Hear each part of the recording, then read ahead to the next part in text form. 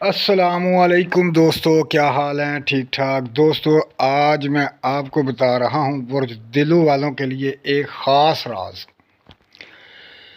یہ راز وہ ہے کہ جو میرے بھائی میری بہن برج دلو سے تعلق رکھتی ہیں اور وہ چاہتے ہیں کہ زندگی میں کامیاب ہو جائیں، ہر مقصد میں کامیاب ہوں، ہر کام میں کامیاب ہوں، تو میرا بھائی آج میں آپ کو کامیابی کا ایک راز بتا رہا ہوں۔ اگر کوئی کامیاب ہونا چاہتا ہے تو اس راز پہ عمل کرے۔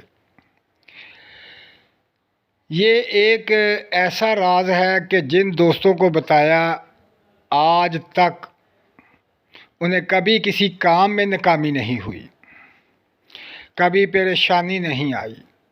یہ ایک خاص قسم کا راز ہے۔ تو اب میں بتاتا ہوں آپ کو یہ راز کیا ہے۔ یہ ایک آیت مبارکہ ہے، بہت چھوٹی سی۔ یہ چھوٹی سی آیت مبارکہ کو آپ نے پڑھنا ہے،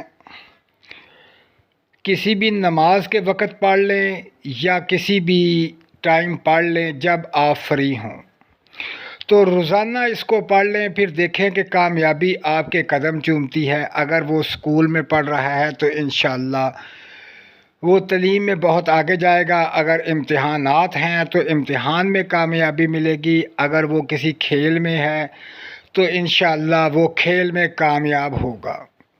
اگر وہ کاروبار کرتا ہے تو وہ کاروبار میں کامیاب ہوگا۔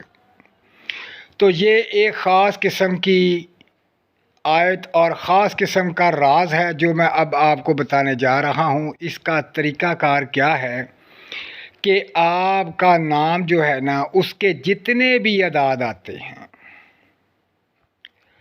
میں اب آپ کو ایک مثال کے مطابق سمجھاتا ہوں۔ جیسے کہ ساجدہ نام، اس کے جو اعداد ہیں وہ 68 آتے ہیں۔ یہ 68 جو ہے نا وہ اس کی پاور ہے۔ آپ نے اس آیت مبارکہ کو اتنی دفعہ پڑھنا ہے، یعنی ساجدہ کے نام کے جو اعداد ہیں وہ 68 یعنی کہ 68 آتے ہیں، تو آپ نے 68 دفعہ اس کو پڑھنا ہے۔ اگر کسی کے اعداد 300 دفعہ آتے ہیں تو وہ 300 دفعہ پڑھے گا۔ اگر کسی کے اعداد 195 آتے ہیں تو وہ 195 بار یہ آیت مبارکہ پڑھے گا۔ اگر کسی کے اعداد 1131 آتے ہیں تو اس نے 1131 مرتبہ یہ آیت مبارکہ پڑھنی ہے۔ آپ نے اول اور آخر ایک بار درود ابراہیم پڑھنا ہے۔ اس کے بعد جتنی آپ کی تعداد ہے، 300 400 150 60 70 یا 1000 یا 1505، تو اس طرح جتنے بھی آپ کے نام کے اعداد ہوں گے اس کے مطابق آپ نے اس آیت مبارکہ کو پڑھنا ہے۔